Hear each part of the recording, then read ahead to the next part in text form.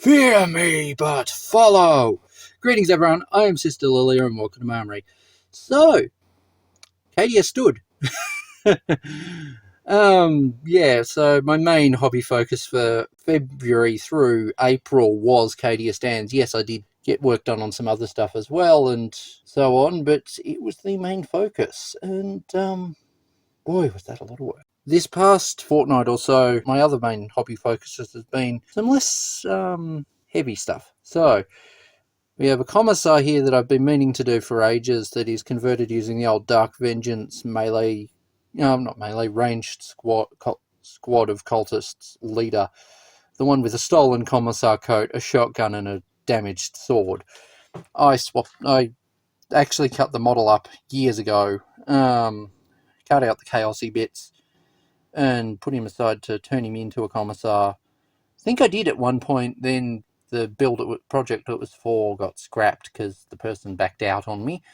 Yes, I was going to build someone a junior commissar squad, but yeah, he changed his mind after I'd started getting the bits. At least it saved me locking myself in with a bit seller. But yeah, I've set him up so he has a pistol in holster, chainsword, and pointing hand from Cadia Stands. I did all the green stuff work is brand new. I did that actually last night. A lot of this stuff I worked on where green stuff's concerned, I worked on it last night. The main thing I didn't work on last night is that and the tank and the Lehman Russ, which I'll talk about in a moment. So we have a kind of Dad's Army looking member.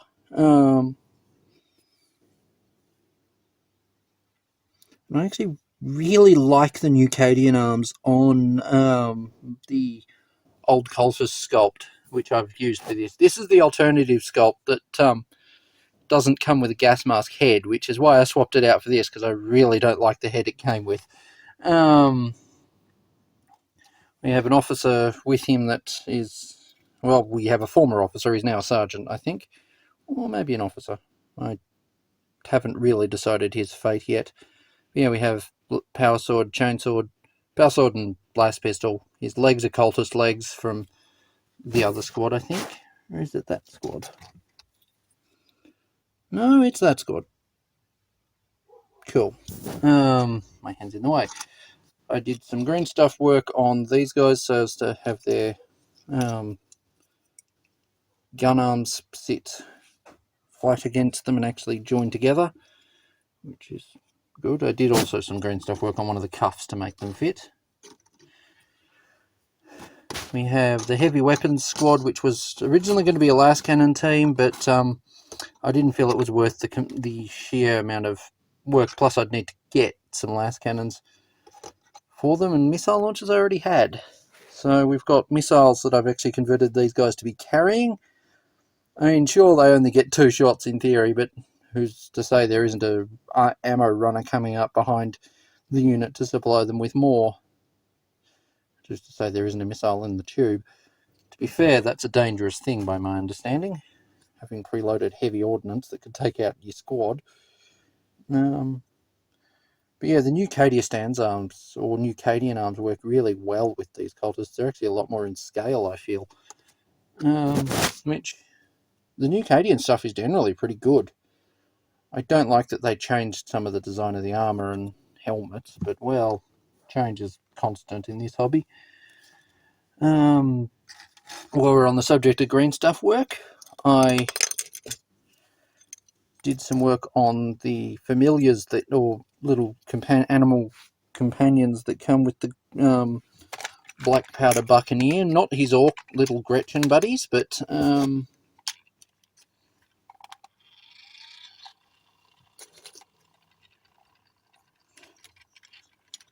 just put...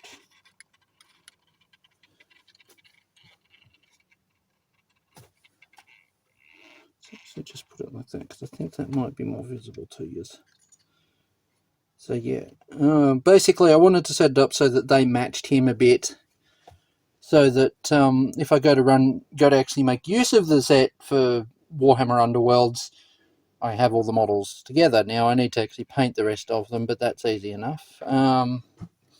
Tempted to paint the Gretchen in human colours, but that feels mildly racist. Given the history of goblins in pop culture, or not so much pop culture, but in media, they started out as an anti-Semitic trope, which is kind of sad. But yeah, given how prevalent they are in fantasy, a lot of fantasy is kind of mildly racist. Moving on, we have an engine seer. Now, the main modification I've done is putting in the brass because, well, I tried having him with the little plastic wiry bit, but it kept breaking. So I went, nope, I'm just going to replace it with some piano wire, or it's either piano or guitar wire. I got it from a music shop. So I just walked in and asked, do you guys have any spare offcuts that you don't need? Because, I mean, they can't easily sell them because they can't be easily reattached together with any great strength. So it's like, they're like, yep, here, go. It's like, here, have them. It's like, thanks. But yeah, I've not finished him yet because I've not attached the backpack on because I'm going to have them separate for painting. And he will be appearing on the channel at some point. I can't say when because I've got to get him painted, and the next week looks kind of more than a week looks a bit rubbish paint wise.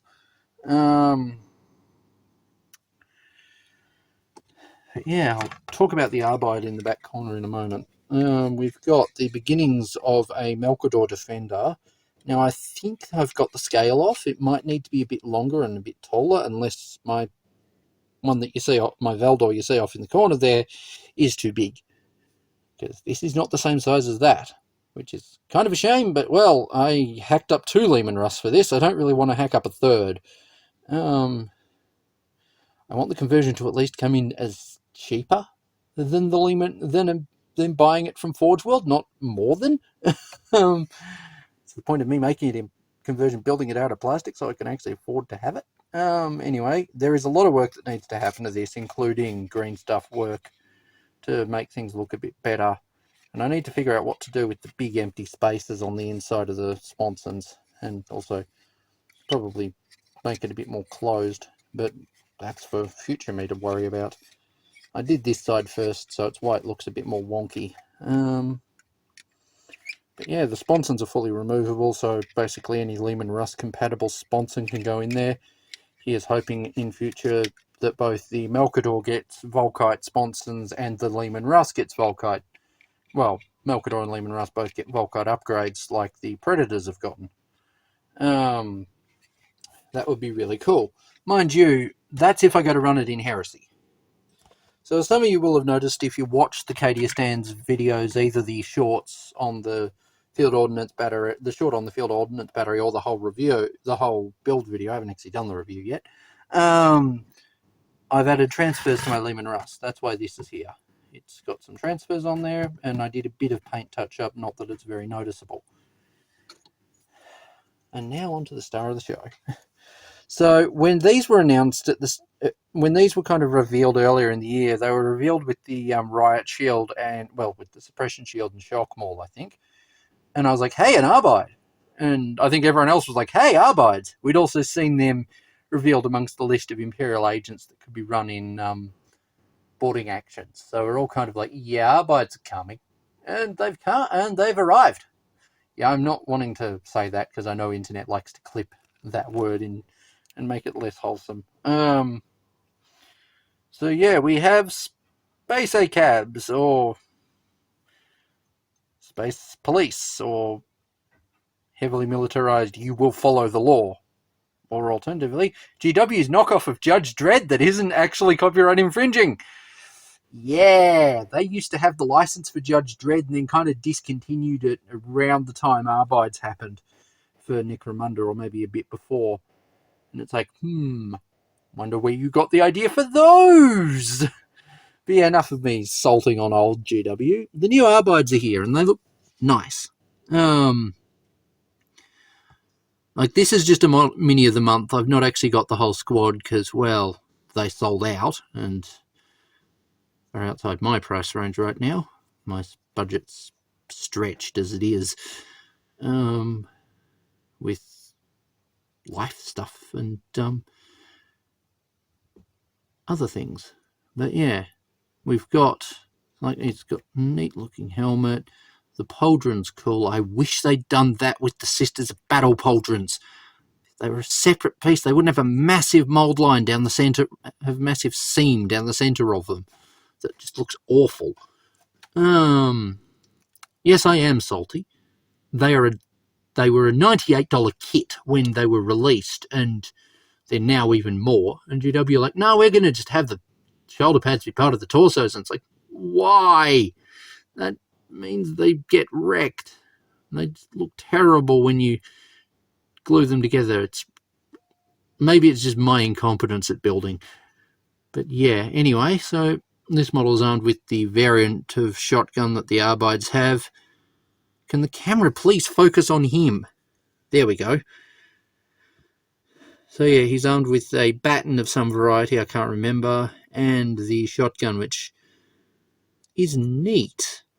And he's got a pistol. I dread to ask what kind. But yeah, we've got a little Vox unit on his back. We've got some pouches above his butt. The Imperium's ass. We've got the kind of same style of front armor latching over the back plates that we see on the Sisters of Battle and several other units. The angled plates on the armor is neat. You could probably do some serious damage just whacking someone with your offhand, just smacking someone with your wrist with those. Mind you, meleeing anyone with your armor parts is going to generally hurt them. I know how heavy armor parts get. I still remember the time someone from Swordcraft someone attempted to mug them and they were in full, I think it was chainmail gear with maybe some plate. And the guy's just trying to punch them and it's not doing anything. And the coppers finally get onto the train and they're like, do you need help? And he's like, yeah, you might want to take this guy because if I backhand him, you'll go straight down. But yeah, so these are cool. I'm not sure they're worth the retail value, but that's my opinion of the entire GW range at the moment. They just want too much money and we're in a cost of living crisis. I mean, to be fair, GW's pricing it's consistently expensive. The manager of my current local GW store went through an old White Dwarf that I took in that had Sisters of Battle pricing for the old metal miniatures in the 90s, I think 97. Whenever it was, whatever month it was and whatever year it was that the Ringwood store had opened. It was the White Dwarf a couple of months later, I think. I think I just damaged my light stand frame.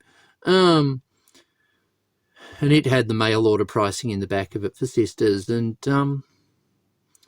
yeah, they were only like the new stuff's only like a couple of dollars more than what it was in the 90s adjusted for inflation if he did the adjusting right, which is saying something.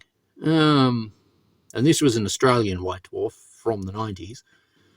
And it had Ringwood's store in it. But yeah, anyway, I've talked on long enough. In terms of size comparison, here's how that compares to the Valdor that I built years ago. It's slightly shorter. It's definitely shorter. But that might be a I stuffed up problem. If GW bring the Malkador and Valdors out in plastic, I'll get them. But not in a hurry. GW stuff's too expensive.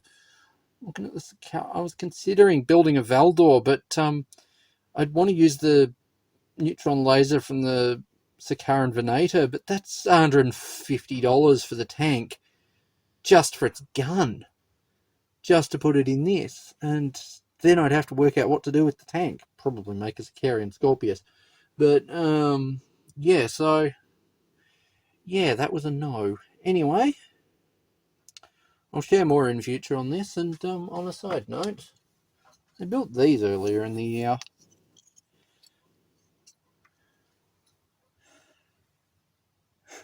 It's like GW has releases one line of heroes and then announces another.